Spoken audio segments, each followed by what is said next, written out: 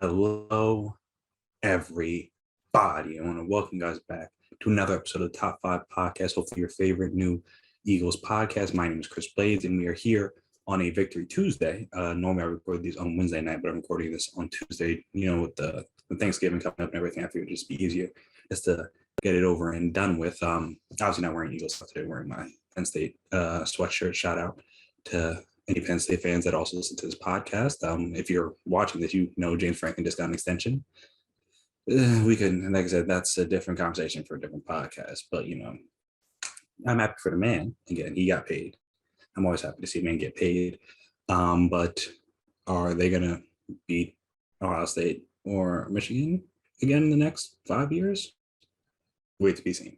Obviously, you got a good recruiting class coming with the top quarterback, which has obviously been the biggest issue. Mainly just with Ohio State. The quarterbacks in Michigan haven't been that good, but Ohio State, we've usually had the worst quarterback.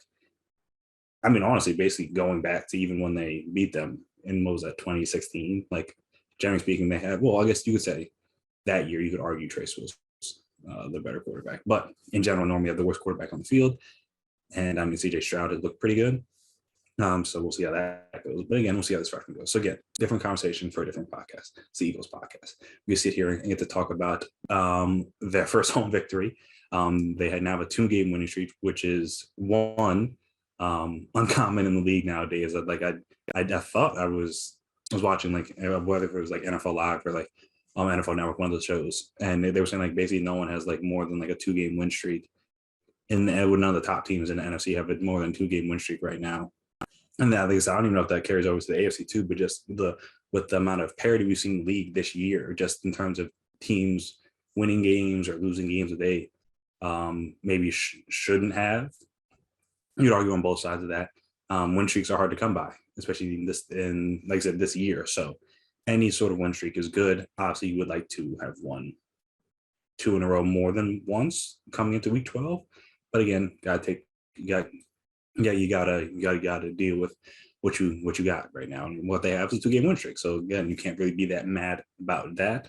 Like I said, it's Nick Sirianni's first home win as the Eagles head coach.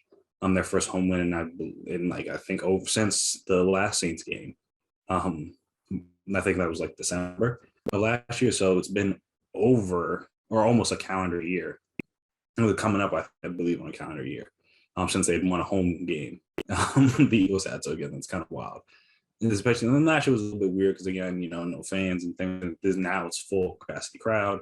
Well, I don't know if it was like 100% capacity, but again, there's more fans in the stands. So you wanted to try to get a victory for them. And I mean, if you're a fan and you saw the schedule come out, you knew that all their tough opponents were at home, which again doesn't mean that there weren't games they could have won. They could have beat the Niners early in the season. After that was a tough one to lose. And if they said they had a little bit of better red zone play calling that game, maybe they come with a victory on that one. Could be the Chargers.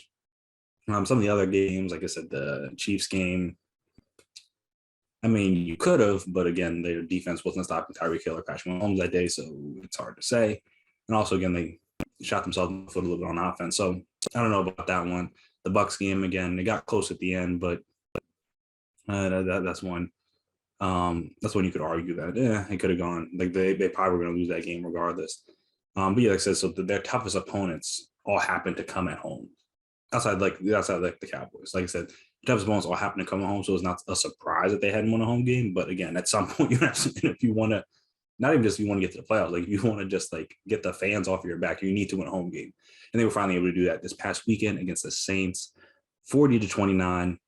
The final score is not indicative, I would say, as to how much the Eagles dominated this game for about 3/4 of it. Obviously, the Saints got back into it a little bit there at the end with a couple of touchdown drives. He was making some really great throws based on the first 3 quarters. It was like, I don't know who this guy was. But like I said, he decided he was going to show out a little bit in the fourth, got a little tight, and then obviously Jalen Hurts did what he had to do to put the game away. Obviously, if you're watching the podcast, you've seen the play.